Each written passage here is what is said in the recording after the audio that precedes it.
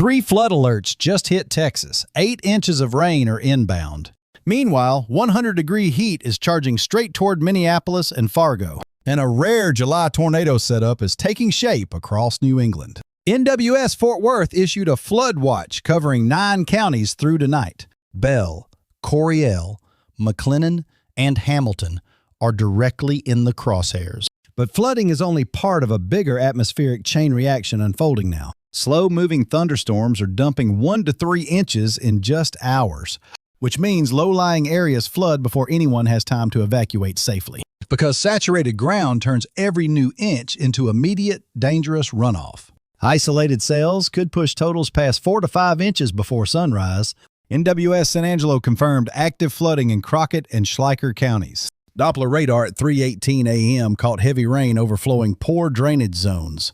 So low water crossings along the Pecos River are completely impassable tonight, which means Live Oak Creek and Deer Canyon are drowning risks for drivers. Turn around, most flood deaths happen inside vehicles on submerged roads. Further west, NWS Midland extended their watch all the way through Friday. Big Bend, Davis Mountains, and Presidio Valley are all under that alert. Margaret and Lake Charles sees the radar. The Gulf Coast is completely lit up because multiple rounds of heavy rain keep firing tonight through Thursday.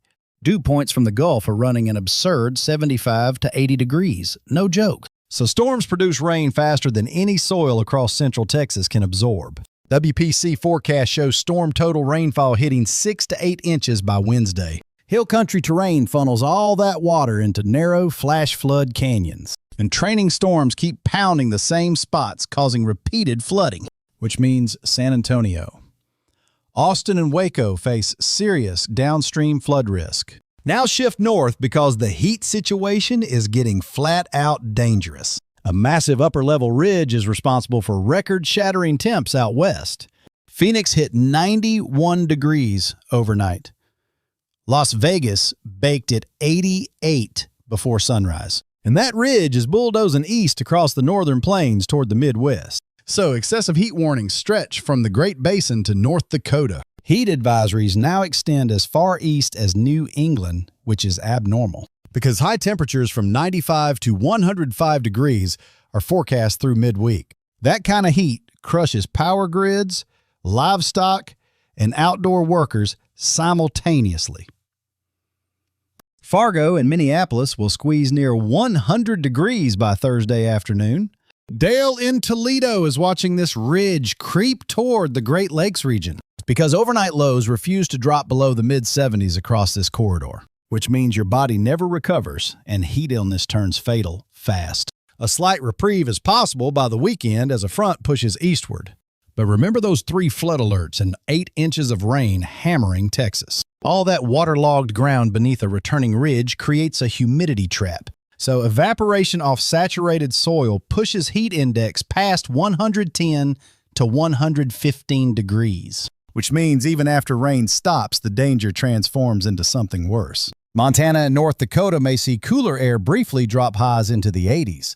But the core of this heat dome stays parked over the plains through Thursday. Frank in Springfield can feel it building.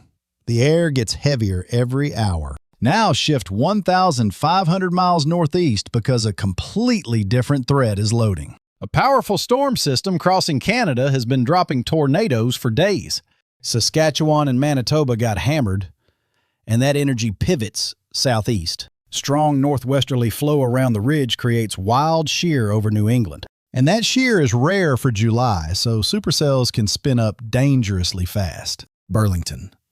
Vermont and northern Maine sit in the direct firing line Tuesday. Significant tornado parameter values spike as high as 8 near Quebec bonkers, because that number means EF2 plus tornadoes are legitimately on the table. Baseball-sized hail and destructive straight-line winds complete the hazard suite. By 5 p.m. Eastern, rotating supercells could be tracking across New England, and that tornado threat extends south toward Manchester, Portland, and Boston. Storms should weaken after sunset, but significant damage could already be done.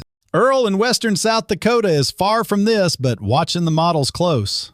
because a mesoscale vortex near Birmingham is also spinning up isolated storms. So damaging winds and large hail stay possible across Alabama and Mississippi. A stalling front across the deep south is the engine behind all this moisture. Upper-level disturbances riding that front keep triggering waves of severe storms, which means the entire southern corridor stays locked in a multi-day pattern. And that stalling boundary is about to create something nobody expected mid-July. Remember, that chain reaction from Block 6 here is where it connects, because that stalling cold front is forecast to sag into the Gulf by Friday. And when a boundary parks over 85-degree Gulf water, tropical development starts. Ensemble models show a 20 to 30% chance of a depression forming. So the Hurricane Center will likely issue an outlook within the next 48 hours. A few spaghetti models bring this to a mid-level tropical storm by next weekend. But most keep it at depression level, and flooding is the real danger here. Because regardless of classification, 6 to 10 inches could slam the Gulf Coast. New Orleans to Tampa sits in the potential corridor if this system organizes. Mobile and Pensacola would also take a direct hit from the heaviest bands. Florida looks most vulnerable because recent storms already soaked the ground. Radar over the Bahamas shows thunderstorm clusters that are trying to organize. And that convection taps the same moisture plume feeding the Texas flooding tonight. So if a tropical low forms, it could pull moisture away from Texas temporarily. Sandra in Alexandria knows what a Gulf system means: gnarly southeast rain. But even without tropical development, the flooding does not stop on its own. Because saturated hill country soil means half an inch triggers immediate reflooding. River levels on the Brazos and Guadalupe will keep rising 2 to 4 days. Houston and Galveston sit downstream and upstream runoff plus tides compound. Landslides across Davis Mountains Canyon country are a growing secondary risk. Looking ahead, severe weather will not slow down for the rest of July. Wednesday brings a brief lull, but that means Thursday through Sunday ramps hard because a new low-pressure system is forecast to develop over the northern plains. And the European model is legit bullish on a major event Saturday in the Midwest. 3 alerts, 8 inches, 100-degree heat, and that is just the opening act. So, Minneapolis, Iowa, and Wisconsin could face all hazard Saturday afternoon, which means wind damage and tornadoes stay on the table through Sunday evening. Ohio Valley and the East Coast brace for another round Monday into Tuesday.